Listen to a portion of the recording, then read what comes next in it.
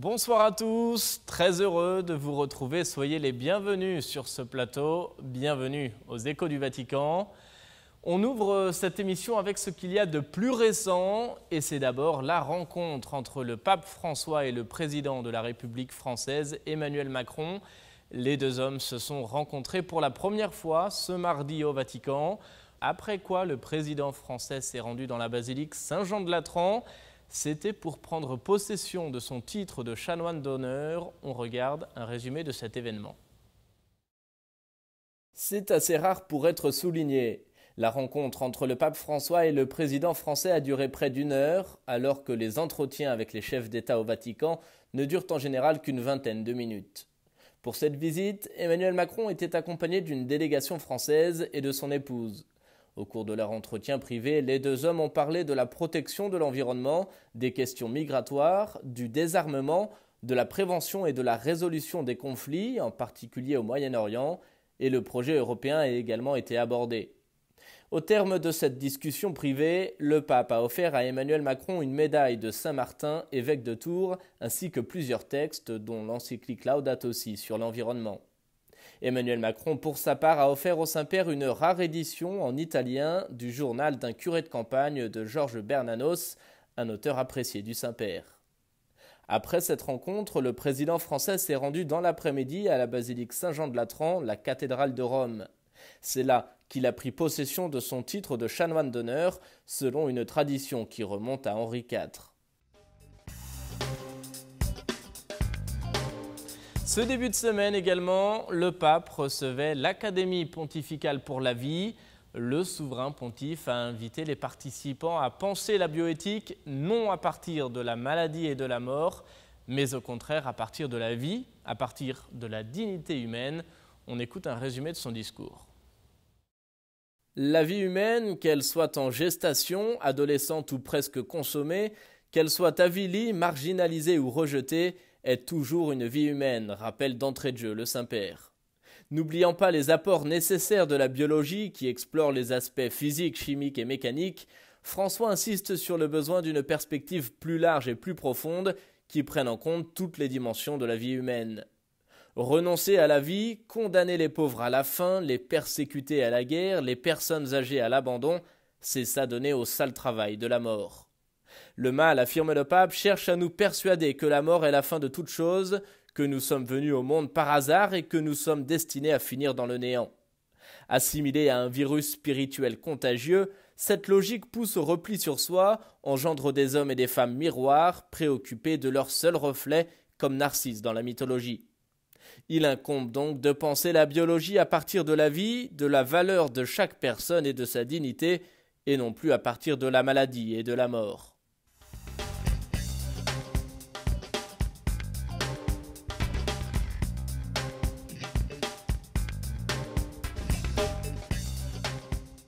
Torturer les gens est un péché mortel. Que les communautés chrétiennes s'engagent à soutenir les victimes de la torture.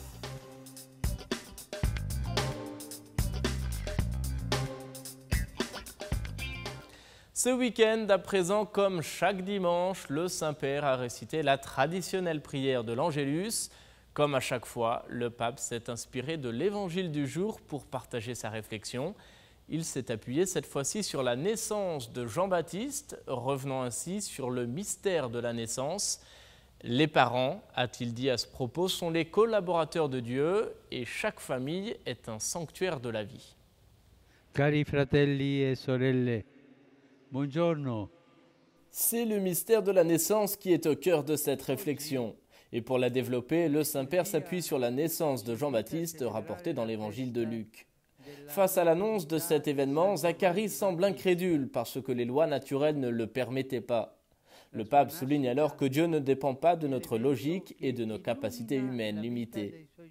Tout l'événement de la naissance de Jean-Baptiste est donc entouré d'un joyeux sentiment d'étonnement, de surprise et de gratitude que le Saint-Père assimile au mystère de la naissance. Insistant sur l'importance de ces sentiments de joie, d'étonnement, de surprise et de gratitude, le souverain pontife a loué toutes les variables de l'existence humaine qui ne peuvent être ni prévues ni contrôlées, et ce, malgré une époque qui a tendance à tout planifier. Plus on en sait et plus l'on reste étonné et fasciné, s'est donc réjoui le Saint-Père, car la vie d'une personne dépasse toujours nos modèles et nos propres attentes, elle est un don de Dieu. Enfin, le pape a surtout appelé chacun à demeurer toujours plus conscient que dans la génération d'un enfant, les parents agissent comme des collaborateurs de Dieu. Chaque parent est ainsi porteur d'une mission sublime qui fait de chaque famille un sanctuaire de la vie.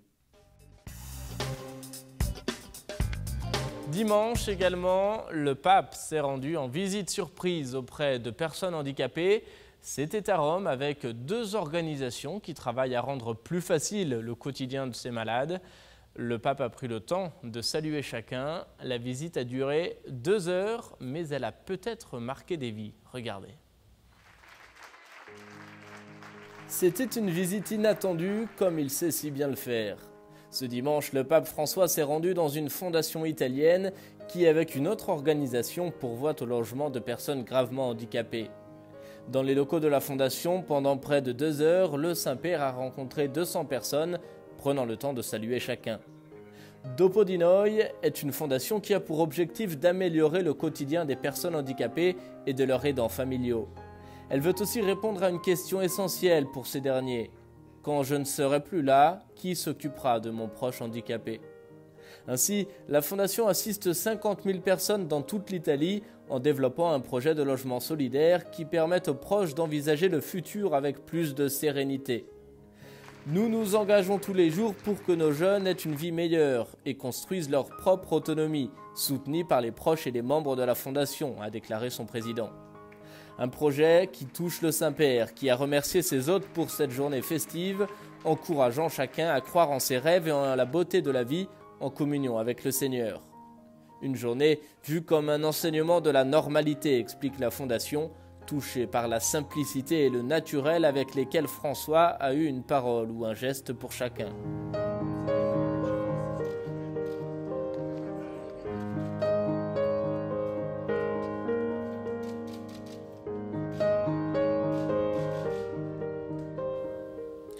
Et direction maintenant la Suisse, où le Saint-Père était en déplacement jeudi dernier. Le pape était à Genève pour les 70 ans du Conseil œcuménique des Églises.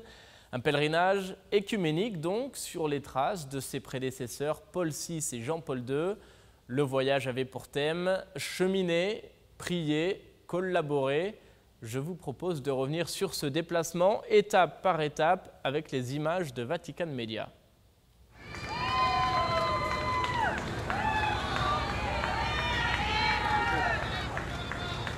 C'est comme un pèlerin œcuménique que le Saint-Père a entrepris ce pèlerinage à Genève. Pour la première étape de ce voyage, le pape a participé à une prière au siège du Conseil œcuménique des Églises qui célèbre son 70e anniversaire. Lors de cette prière, le pape a délivré une homélie basée sur les paroles de saint Paul qui invitent à marcher sous la conduite de l'Esprit Saint. Toute sa vie durant, dit le pape, l'homme est appelé à se mettre en route pour une sortie continue à partir de là où il se trouve, et ce, dès sa sortie du sein maternel. Le pape a développé cette métaphore pour montrer le sens de la vie humaine qui ne se suffit pas à elle-même, mais qui est à la recherche de quelque chose de plus. Et c'est Jésus lui-même qui nous en donne le parfait exemple, car pour nous, il est sorti de sa condition divine et il est descendu parmi nous pour marcher, lui qui est le chemin. Marcher selon l'esprit, c'est donc rejeter la mondanité, a expliqué François, en montrant que ce chemin passe par une conversion continue pour que notre mentalité soit toujours conforme à celle de l'Esprit Saint. Après toutes ces divisions entre chrétiens survenues au cours de l'histoire, le pape estime que le temps est aujourd'hui à la purification. Chacun doit alors faire des sacrifices. Le pape explique ainsi qu'il faut renoncer à instrumentaliser le mouvement œcuménique pour défendre ses propres intérêts. Car cette démarche serait comparable à celle de Judas, qui marchait avec Jésus mais pour ses propres affaires.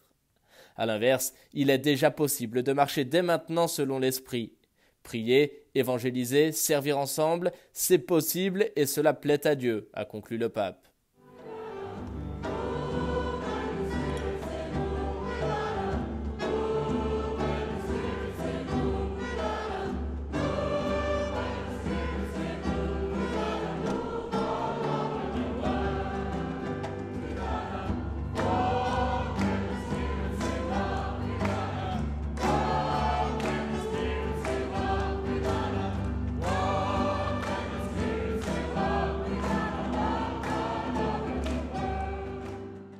Après la prière, pour la seconde étape de son voyage, le pape s'exprimait cette fois-ci devant les responsables du COE. Dans son discours, le Saint-Père est notamment revenu sur les 3 verbes qui sont le thème et le cœur de son pèlerinage. Marcher, prier, travailler ensemble. Marcher d'abord dans un double mouvement, en entrée et en sortie. En entrée pour nous diriger constamment au centre, pour nous reconnaître sarment greffés sur l'unique vigne qui est Jésus. Nous ne porterons pas de fruits sans nous aider mutuellement à rester unis à lui. Et en sortie, vers les multiples périphéries existentielles d'aujourd'hui, pour porter ensemble la grâce guérissante de l'Évangile à l'humanité souffrante. Prière ensuite, car la prière est l'oxygène de l'écuménisme. Sans prière, la communion est asphyxiée et n'avance pas, parce que nous empêchons le vent de l'esprit de la pousser en avant. Et enfin, travailler ensemble. À ce propos, le pape a évoqué notamment la semaine de prière pour l'unité des chrétiens. Aidons-nous à marcher, prier et travailler ensemble pour que, avec l'aide de Dieu, l'unité progresse et que le monde croit, a enfin exhorté le pape. Pour la 3e et dernière étape de son voyage, le pape a célébré la messe devant près de 40 000 fidèles catholiques. Lors de son homélie, le Saint-Père a prôné pour le pardon entre frères chrétiens. Un pardon essentiel après des siècles de controverses et de déchirures. Le pardon est la clause contraignante du Notre Père, affirme le pape, qui souligne que Dieu veut voir chacun amnistier les fautes de l'autre. Une radiographie du cœur s'impose alors pour voir s'il subsiste quelques blocages ou obstacles au pardon. En effet, dit-il, cette vertu renouvelle et fait des miracles. Elle a une fonction métamorphique, changeant le mal en bien. Outre le pardon, le Saint-Père est aussi revenu sur les termes du Père et de pain. Pour le premier, il a souligné l'importance de la prière du Notre Père comme un fortifiant pour nos racines. Il n'y a pas de père sans enfant, aucun de nous est enfant unique, chacun doit prendre soin des frères de l'unique famille humaine. Enfin, le pape a loué la simplicité du pain pour retrouver notamment le courage du silence et de la prière.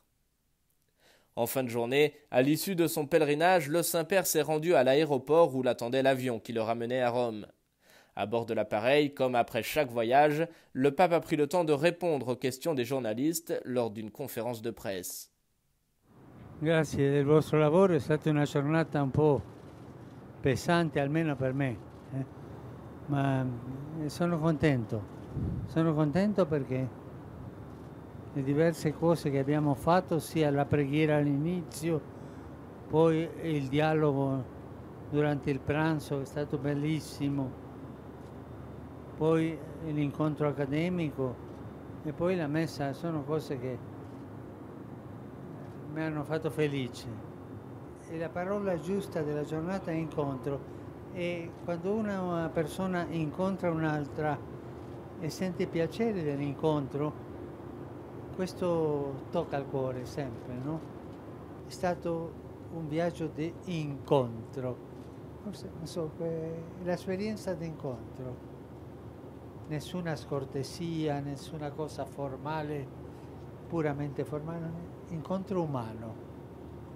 E questo, ma per protestanti, cattolici e tutto, è dire troppo,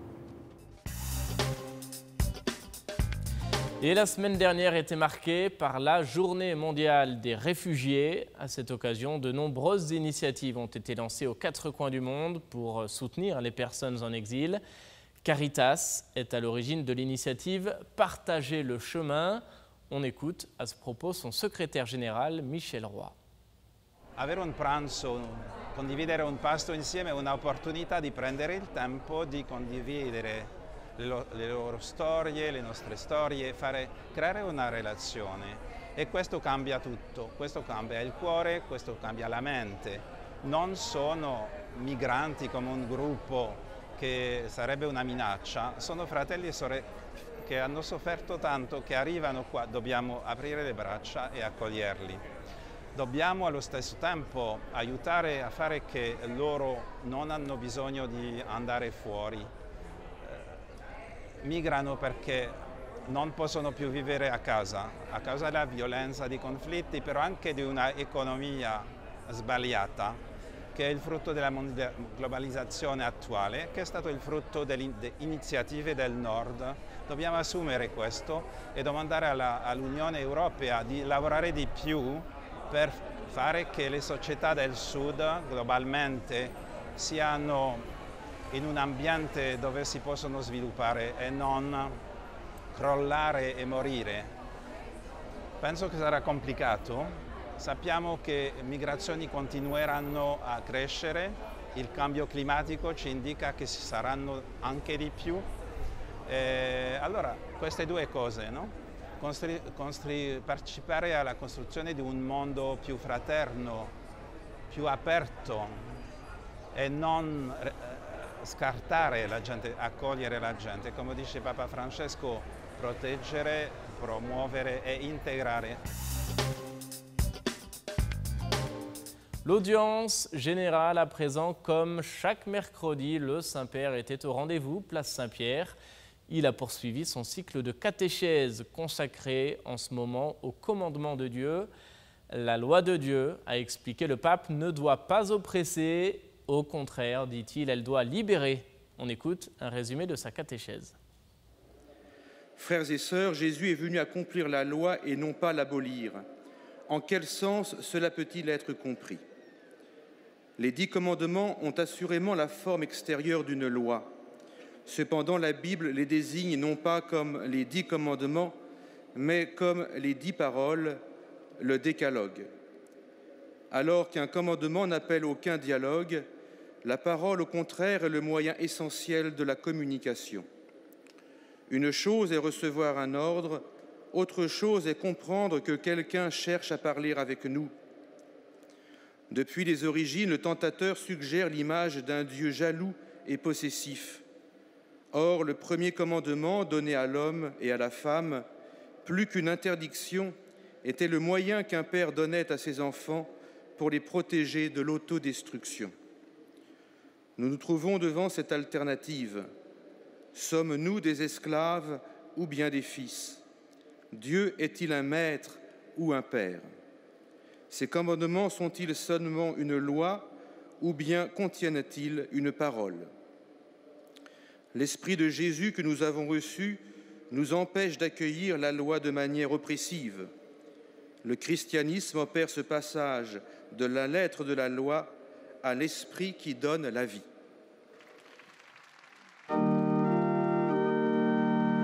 Pater noster, qui es in celis, sanctificetur nomen tuum, adveniat regnum tuum, fiat voluntas tua, sicut in cielo et in terra. Panem nostrum quotidianum da nobis hodie, et dimite nobis debita nostra, sicut et nos dimitimus debitoribus nostris, et ne nos inducas in tentationem, sed libera nos a malo.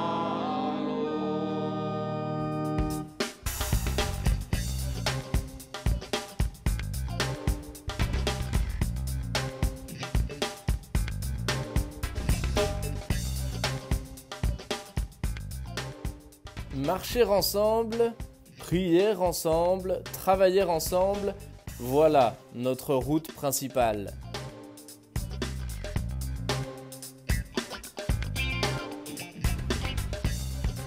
C'est la fin de cette émission et c'est également la fin de cette saison. Nous marquons une pause pour la période estivale.